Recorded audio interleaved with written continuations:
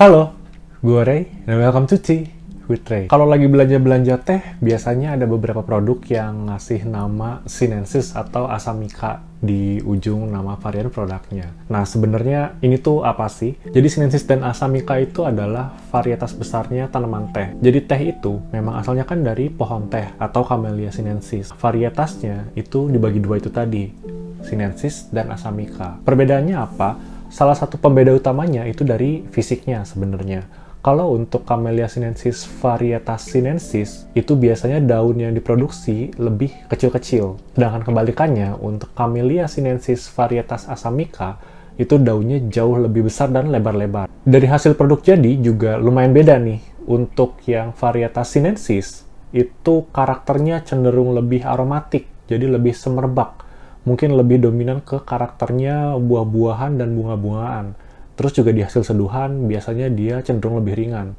Dibandingin sama Asamika, profilnya Asamika ini jauh lebih sepet, punya bodi yang lebih tebal, dan biasanya karakter-karakter seduhannya itu lebih cenderung ke kayak coklat atau rempah. Karena karakter dasarnya itu tadi, jadi biasanya varietas sinensis ini lebih cocok banget untuk dibikin ulong. Sedangkan untuk yang Asamika memang lebih cocok dibikin untuk teh hitam, karena tadi dia punya bodi yang pekat, dan memang punya rasa yang lumayan nempel di lidah.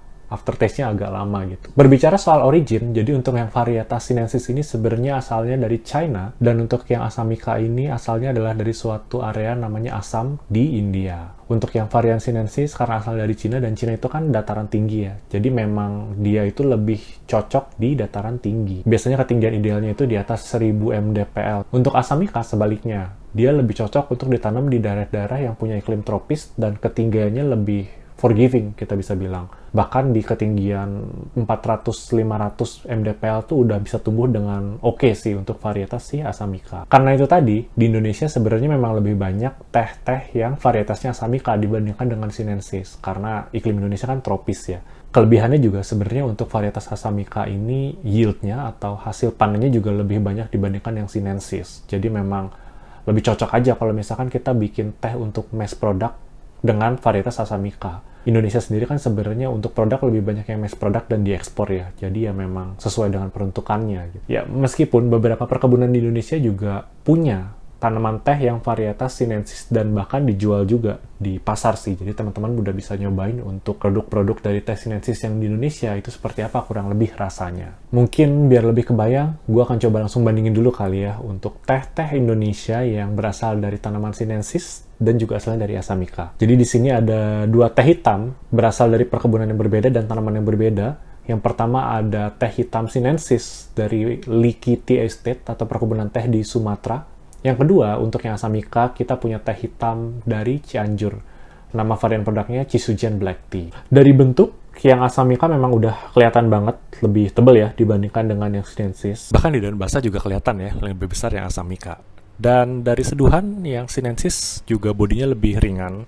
Untuk yang Asamika sendiri lebih tebal. Makanya yang Asamika tadi gue sempat bilang rasanya lebih sepet ya.